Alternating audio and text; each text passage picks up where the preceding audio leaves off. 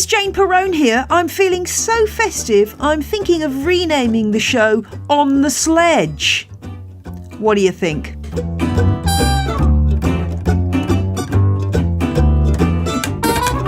That was my husband's idea. I'm blaming him. I'm not sure he is to be trusted with naming a podcast. He wanted to call this podcast Sage Against the Washing Machine. I kid you not. In this week's On the Ledge podcast, we're finding out whether houseplants really do clean the air around you, discovering one surprising thing that might be causing a lot of air pollution in your home, and answering a question about teeny tiny ferns for terrariums. Those of you who have been subscribed to my newsletter for a while might have had a shock this week because, well, hey, it actually arrived in your inbox for once. My pinky promise to you is that I will try to send one newsletter a month from now on, so please do subscribe. You can do that by clicking on the newsletter link in the top right-hand corner of janeperrone.com. I'll also include a link in today's show notes. The top news from the newsletter was my new merchandise store full of everything from mouse mats and t-shirts to tote bags and mugs, all with the snazzy new On the Ledge logo designed by the lovely illustrator Jacqueline Colley. You can get it in black and white or in a lovely two-tone green setup. So do go and take a look at my shop. There's still 15% off for the rest of this week. So nip in there quick and grab yourself a little Christmas gift of a planty nature.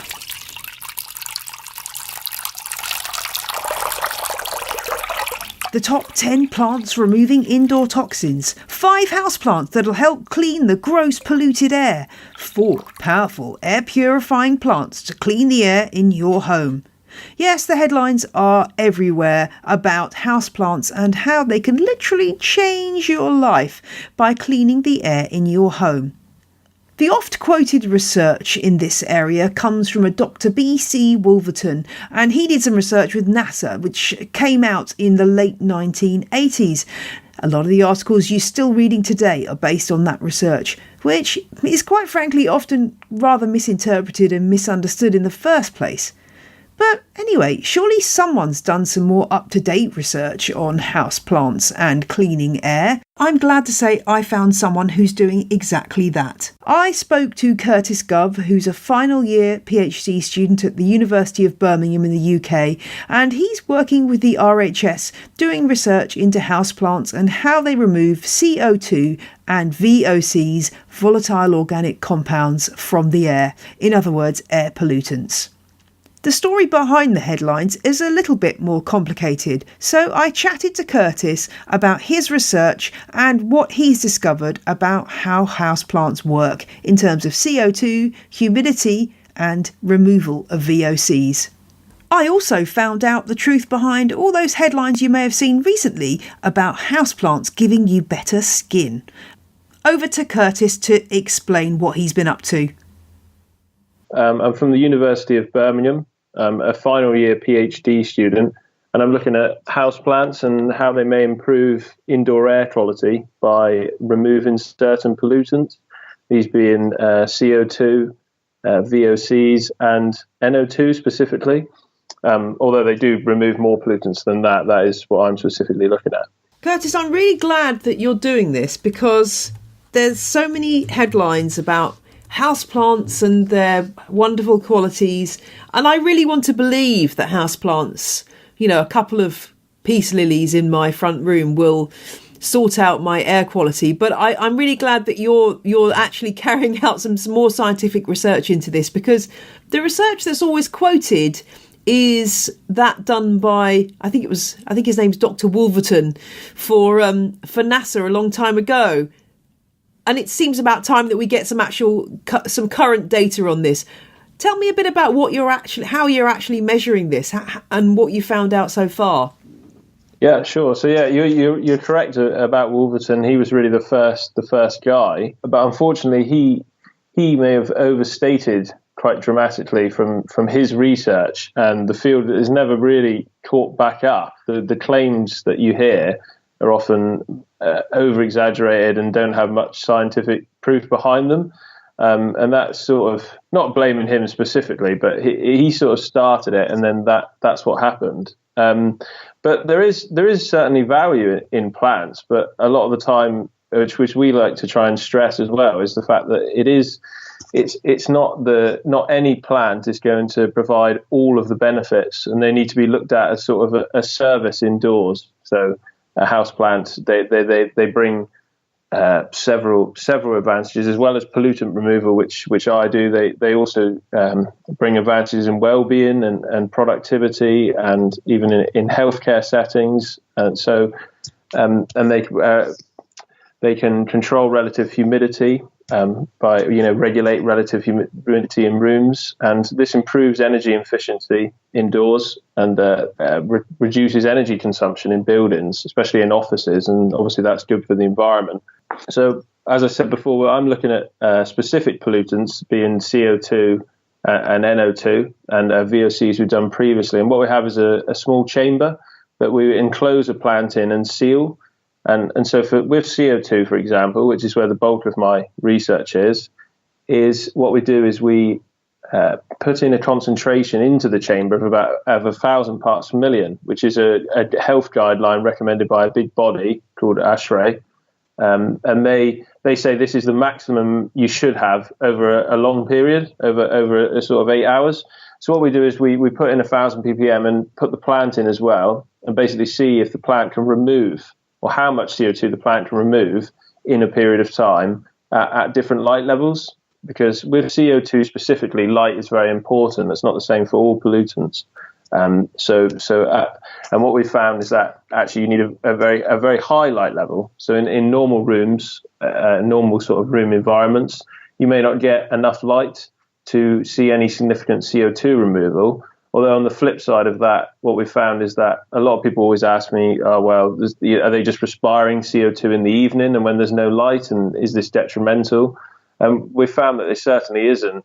And at high light, which you possibly could get on a windowsill, and in offices where we could have sort of specific installations with LEDs. I'm sure you've seen green walls, and they have specific lighting on them. And a similar thing can be done there. And we found quite decent removal by certain species, especially peace lilies, at this high light level that could influence room level. But that's not to say that plants, they need that light. That's specifically for CO2. If you take benzene, for example, VOC, it's been found that in the light and the dark, the removal is almost the same. So it's very specific on each pollutant. So how many plants do I need to be looking at having in an average sized room in order to get a sort of measurable benefit from a plant? Does it depend on the plant? I mean, that's probably a very sort of blunt question, but and probably one that as a scientist you're not going to say it's 6 or whatever. But I mean, is there is 1 or 2 plants going to do it, or do you literally need to have like a living wall in your front room to make this work? I get this question a lot, as you can imagine, and yeah, it's not a couple plants in your room for pollutant removal and especially with, I can't say this for all pollutants, but certainly with CO2, it's not going to make a huge difference. And as I said before, it needs to be looked at a building service.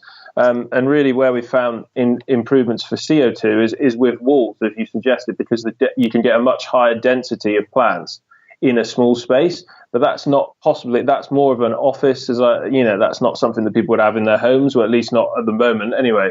But who knows, in 10 years or so, maybe that it will be more sort of domesticated like that.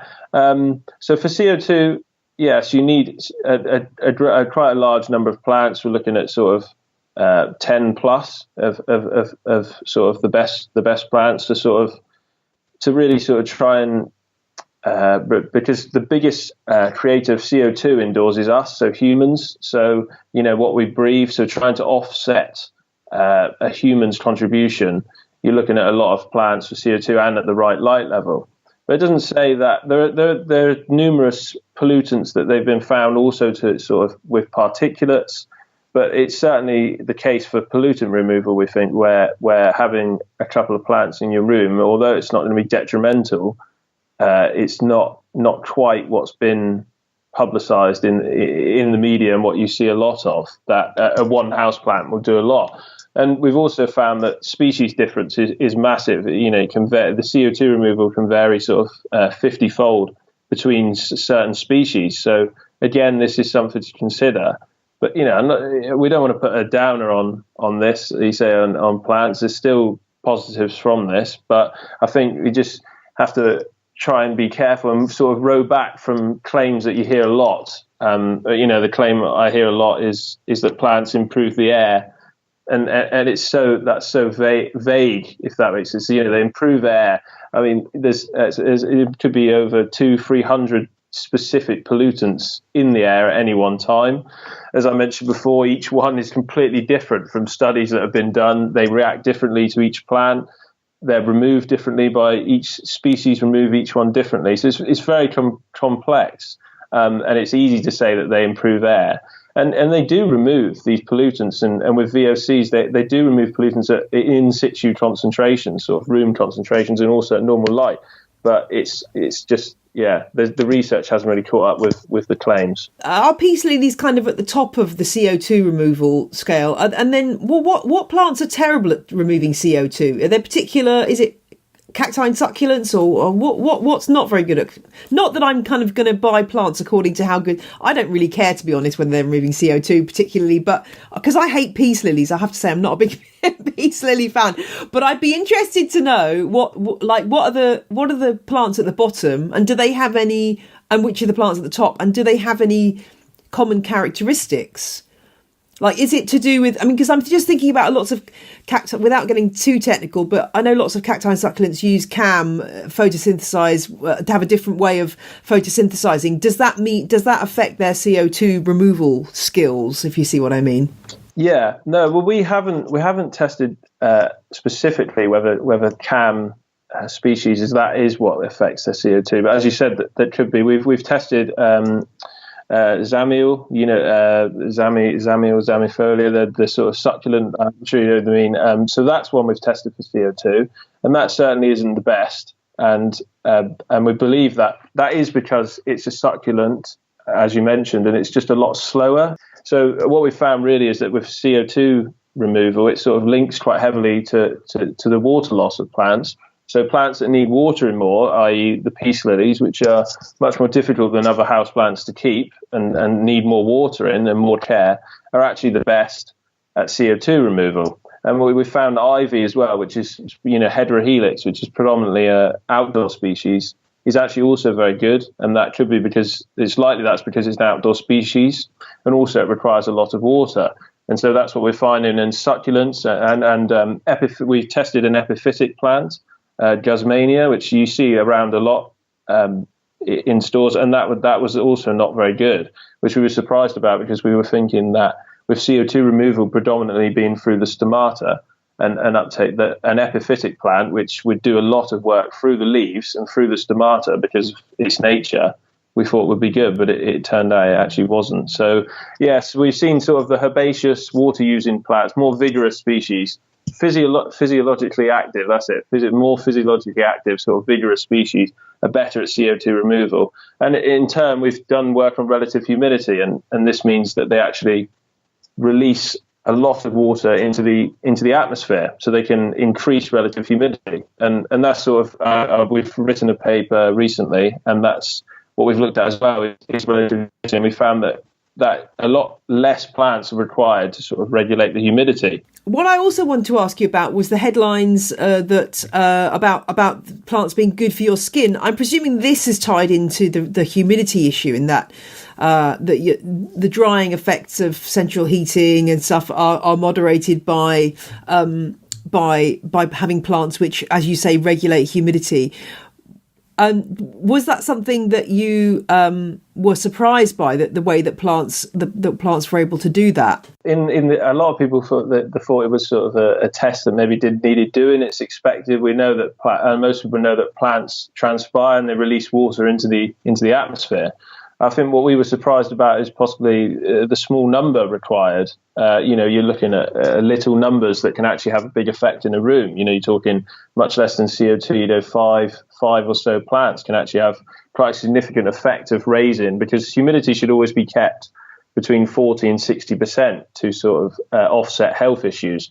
And having sort of, what we found is having 5 or 6 or so in quite a large office, admittedly, and bigger than a room, but sort of 100-meter cubed office can actually tip the balance there. So there is consideration, but that was just from modelling sort of estimations that we've done. But we were surprised about that. And another thing that with the dry skin, it was great that we got some media attention for the paper, and obviously it was good in that sense. So the dry skin was not actually something that we tested. That was taken by the first article written as because low humidity causes dry skin.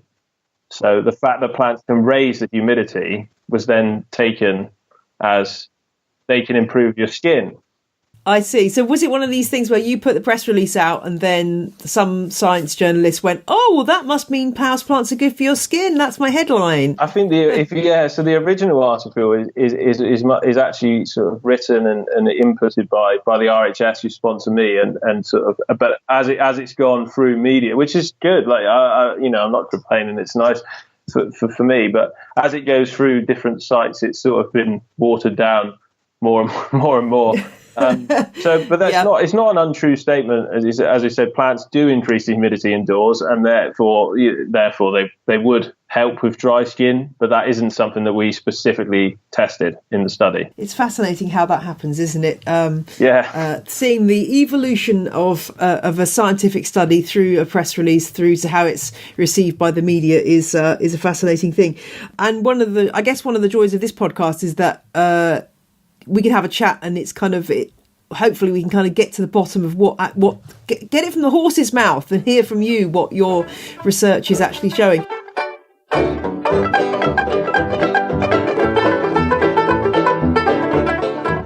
It's that time of year where everyone's thinking about really thoughtful gifts. So why not give yourself the gift of a membership to Audible? And now is a great time to do it with this special offer. For a limited time, you can get 3 months of Audible for just $6.95 a month. That's more than half off the regular price. Go to audible.com/ontheledge or text on the ledge to 500 500. Access an unbeatable selection of audiobooks, including bestsellers, motivation, mysteries, thrillers, memoirs, and more. I've got a bit of an addiction to Victorian literature, so I've been enjoying hearing Stephen Fry reading Sherlock Holmes, the definitive collection. So give yourself the gift of listening, and while you're at it, think about giving the gift of Audible to someone on your list. For more, go to audible.com/ontheledge or text on the ledge to 500 500. And now back to my interview with Curtis Gubb, and I wanted to find out how he got into houseplant research in the first place. So I've always enjoyed sort of houseplants, but I never had any knowledge. So I did my undergraduate degree in chemistry, so I'm actually sort of a chemist. But my dissertation in that was to do with similar aligned to this, about houseplants and actually emissions from houseplants. So as well as removing pollutants, plants also emit BVOCs into the atmosphere. So we were doing some work on that, and my supervisors from the University of Reading at the time got funding for a PhD in a similar area, so I applied for it and interviewed for it and got it. So that's how it came about, really. But so I'm not a specialist in houseplants, and really until I'd done the PhD, it's sort of knowledge that I've learned in the last couple of years, and it's not something that I've been doing for a long period of time. But I have really enjoyed it, and I like the way that it relates to a lot of people. Really like houseplants, and it relates to a lot of people, and people are always really interested, and I find and houseplants are becoming more and more important, I think, especially in the building sector and the building industry. Walls, green walls, and that sort of thing are becoming more and more popular, and you're seeing them in more and more buildings. So it's this research in this area is really required, I think, because there's a lot of sort of false claims out there, and we want to sort of try and row back, if that makes sense, a bit from some of the claims. And it's not saying that they don't, because they do improve the air. And this is the problem. They do improve air because they are removing pollutants. But what pollutants are we talking about? Is it enough to actually affect concentrations in a room? Are they just sort of, if you paint a wall, for example, and you release, obviously, when you get that paint smell, they have low VOC paint, but you're still getting that smell, and you're still getting chemicals into the air. And from air fresheners and things like that, it's raising the concentration of VOCs. So are we talking about plants being able to actually help with very high concentrations of pollutants that may spike indoors and not in a natural sort of environment? But this is the sort of research that needs to be done, and I feel, but there just needs to be more of it going on. Oh gosh, I'm going to start a rant about air fresheners now. Why do people use air fresheners? I just open a window, just let fresh air into your house. Don't release a load of artificial smells into your house. Just open the window. I don't understand. I don't understand air fresheners. I was really shocked when I did my literature reviews. Obviously, I do about indoor air quality, and I was actually really shocked about some of the things I found when I was going through scientific papers on air fresheners, and especially, I'm not sure what they're called. I think it's diffusers, the sort of fresheners with the sticks in. So although what they put on the back in the ingredients, so in an air freshener, there's liquid in the bottom. So what constitutes that is what's measured by the EU and in sort of testing to make sure it's safe. But what a lot of these studies did is actually then sprayed the air freshener and then measured what concentrations. And it was something. I won't quote an exact number, but it was a ridiculously small amount of pollutants that were on the ingredients bottle were actually produced. Were actually on the ingredients bottle that were produced in the air, because obviously when it's sprayed, all the pollutants react together and create an even more dangerous concoction, more pollutants. It could be even more dangerous pollutants in the air. And that's what was found. And it's not actually on the ingredients label, but it doesn't have to be. And it's the same for diffusers. They release horrendous VOCs, especially into the air. And I was quite interested by those sort of studies. But it's the sort of thing that's sort of kept in academia, and it's not well known. And I didn't realise that. But we know that because sort of my father-in-law to be the other day, he was spraying fly spray. Those things that kill flies. Spraying it in the room. I mean, the room was you could really smell it in the room. You can taste it. So, and obviously it's killing off flies. So it's not going to be the best chemicals anyway. So, I mean, and these sort of things. So, yeah, I would advise anyone, if you don't use air fresheners, and especially not diffusers and not the fly sprays, because we don't know what pollutants they're putting into the atmosphere, indoor atmosphere. I find an old-fashioned fly swatter is quite satisfying if you do need to kill any. Most things I try, I'm thinking, oh, that's a pollinator for my garden, so I try to waft it out outside, with a duster. Yeah. But if I've got to squash something, an old-fashioned fly swatter is great. Or a newspaper. Exactly. But even at fireplaces as well, of just open fireplaces, wood burners, they're just giving off horrendous sort of chemicals indoors. And I think indoor air quality is going to be a really big thing in the next 10 years or so, because I think we're starting to realise we're going to get two more, but sort of cancer rates are going up, things like that. We're not really sure why. And I think what we're going to realise is, although we do some sort of controls indoors for pollutants, that a lot of the stuff is actually what we're putting indoors is very dangerous to our health. I do just want to ask to roll back a bit and ask you about. You mentioned briefly your previous research looking at the fact that houseplants actually give out something that's not. Tell me more about that. I'm not going to babble on because I don't quite understand what it was you were saying. But could you just elaborate on that bit, because that sounded really interesting. Yeah. So plants, they also produce BVOCs, which is biogenic volatile organic compounds, which is produced by them naturally. So they do this outdoors and indoors. Indoors.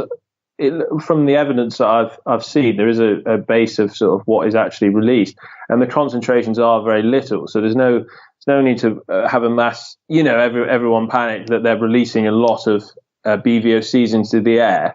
that's going to affect the room level. Certainly, the removal studies we found they remove a lot more than they would release.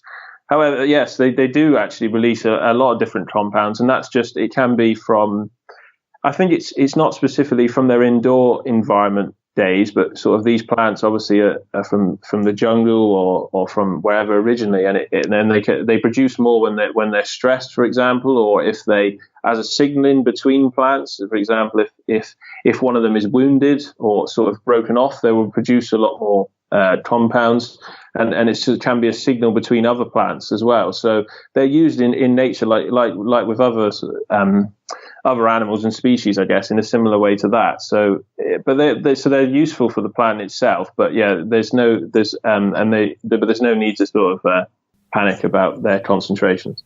Okay, well, I feel slightly relieved now. But it's interesting. I guess it's motivation to keep your plants happy, in that, you know, that presumably if they're happy, they're releasing less BVOCs. Yeah, I mean they certainly do. When they're stressed, they release more. But I think as we've said, it wouldn't be sort of a room level effecting. Right. But it's sort of it's they're used by them as a signaling and something in nature. But I think it's from the time when they were probably outdoor plants, and they probably don't need to do it that much indoors. I think that's still fascinating, though, that they're sending out, they're communicating or trying to communicate with other plants to say, somebody's just cut one of my leaves off. I just think that's amazing. Yeah, exactly. So they do recognise that, and they alter their behaviour when they're stressed and when things like that happen. So they certainly notice. That's really interesting. I just find that fascinating, that there's so much going on that we're not even aware of plants are doing, in terms of taking things out of the air and also putting things into the air, which, we just think, isn't that pretty? And actually there's all this stuff going on that we have no idea about. We also test, I didn't mention this before, we test our plants in two conditions, in sort of wet conditions, but also dry, because anecdotally we know we might leave our plants a bit low and they get very dried out. So we also test them for pollutant removal in that dry. And just to say that doesn't increase, that doesn't have a detrimental effect indoors, them being dry, as in they're not releasing a lot of pollutants in the atmosphere because of their dryness. But we felt it was important to test because, as we know, we can forget about plants, and that's the state that they possibly are in a lot of the time, as well as being optimally watered. So, well, that is so interesting. I've learned so much, Curtis. That's really fascinating. What's your next step? What are you going to be looking at next? Have you got any? Getting your PhD done is obviously the main requirement, presumably. I'm hopefully finishing in October. But the next steps really is we're moving on to NO2. I'm sure you've heard, there's been a lot of reports recently about NO2, banning of diesel cars, in outdoor, but things seem to trickle down a lot slower towards indoor. I'm not really sure why, because we know that's where we spend Western Europe, we can often spend 20 hours a day indoors or in indoor environments as such. So it's important to know what's indoors, and we're looking at NO2 because that's under tested in sort of indoor plants that hasn't really been tested, and it's important because in cities especially where there are a lot of cars and a lot of pollutants, they will easily travel indoors because obviously these pollutants are so little they can just travel through standard cracks in buildings, or if you have the window open, for example, when you live near a road, you're going to get a lot of these pollutants inside. So an NO2 is very, very dangerous, even at small concentrations. It causes cancer, and it's a really dangerous pollutant. So it will be good to know if plants can help with NO2 indoors, because there's been studies on trees and outdoor plants, and it's shown that they can remove a lot of NO2, but this is sort of ambient outdoor tree concentration. So it would be assumed that they can also remove NO2, but at what level we don't know. So that's what we're moving on to next to find out. And has your research prompted you to add more plants to your own home? Yeah, it has. I've got a lot more plants now in my home than I had before. And it's also the benefits, but also you just working with them and having them, you realise sort of how nice they are to look at. And anecdotally, it's been tested how good they are for your well-being, etc. But and how they make people sort of happy and stressed. But it's certainly, I think everyone can tell when you put a plant in, people like it, and people look after it and take ownership of the plant. And yeah, that's something really important, I think. So I've got loads more plants in my house now, probably too many.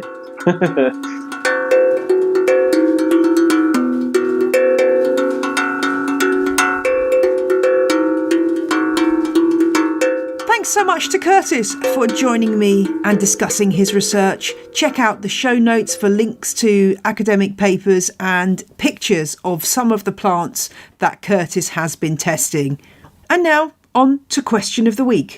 This one comes from Alexis, who wanted a recommendation for a small fern that will remain small for a terrarium they're creating as a Christmas present for their mother-in-law. So this is a real make or break question, folks. This is also an excellent question because so often ferns that are sold for putting in terrariums are things that will be okay in a terrarium if bought as a baby plant, but beyond a few months they're going to get too large. You even see things like asparagus ferns, which aren't exactly ferns, but also do grow absolutely massive. So if you're looking for a terrarium that will go for a long time without needing to be replanted, you really do want a teeny tiny fern that will grow slowly and stay small, 15 or 20 centimetres tall. One of my absolute favourite mini ferns for a terrarium is Hemianitis arifolia, the heart-leafed fern. It's not particularly ferny, if you know what I mean. You're not getting a maidenhair, very filmy kind of look to the leaves. They're much more leathery, but it's still a beautiful plant and it will only get to around 15 centimetres tall. It does like consistent moisture in the potting mix, so this really is a plant that does well in a terrarium setting. Another fern I saw recently, which I think would make an excellent subject for a terrarium, is one called the eyelash fern. The Latin name is Actiniopteris, and I've seen it recently on a couple of terrarium plant websites. This is another really tiny fern. It looks a bit like a very skinny flat leaf parsley. It's one that likes a little bit of drier conditions than the Hemianitis arifolia. It's not something I've grown, but I think it would be definitely worth a try for your terrarium if you can get hold of one. Another really slow-growing fern is the oak leaf fern Querciphyllix zealandica. I saw this on the Glasshouse Works website, although it's out of stock there at the moment because I think it's proving very popular. But the great thing about this one is it's very slow growing, and it's another dwarf fern that would go really well in a lovely, cosy, humid terrarium. It would love the high humidity there. Unfortunately, it does seem like this plant is also proving popular in Europe as well because it's out of stock on the Araflora website, which is often my backup site for this kind of rare plant. As the name suggests, this one has fronds that look like oak leaves. And interestingly, this is one of these ferns where the fertile fronds are very different from the rest. They stand really upright and have a much more elongated look. So you get two different kinds of fronds on one plant, which adds a little extra something. And my last suggestion isn't actually a fern. Sorry about that, but it is a very, very cool plant. It's Biophytum sensitivum. This one only gets to about 15 centimetres as well. It's actually a member of the Oxalidaceae family. And it looks like a teeny tiny palm tree. If you remember back to the James Wong episode, James was growing these in a wonderful globe-like terrarium and they looked absolutely fantastic. And interestingly, like the prayer plant, the leaves of this Biophytum will shut down at night and close up like an umbrella, which I always think is an extra bit of interest. Alexis, I hope that's given you some inspiration. You should be able to get the heartleaf fern from a wide variety of suppliers. So if you struggle with the others, go for that first choice. But do look up the others and add them to your wish list because they're all pretty fabulous. If you've got a question for On The Ledge, drop me a line to ontheledgepodcast@gmail.com. I am at your service.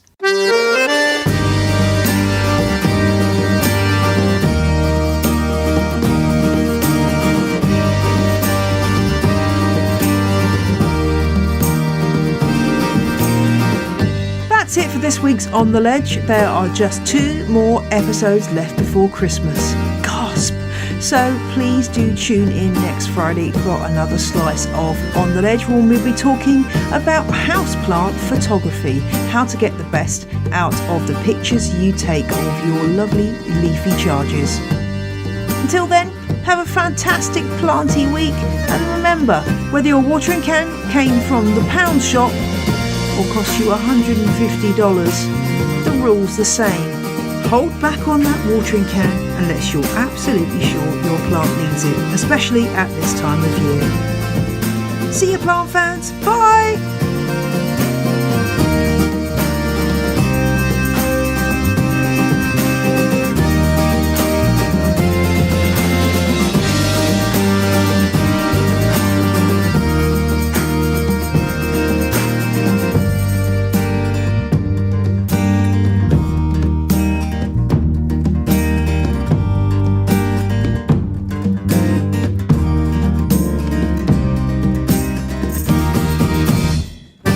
Music you heard in this week's episode came from The Joy Drops with Roll Jordan Roll, An Instrument the Boy Called Happy Day Gakana by Samuel Corwin, and O'Mallory by Josh Woodward, with ad music from Heftone Banjo Orchestra with Dill Pickles, all licensed under Creative Commons. See my website janeperrone.com for details.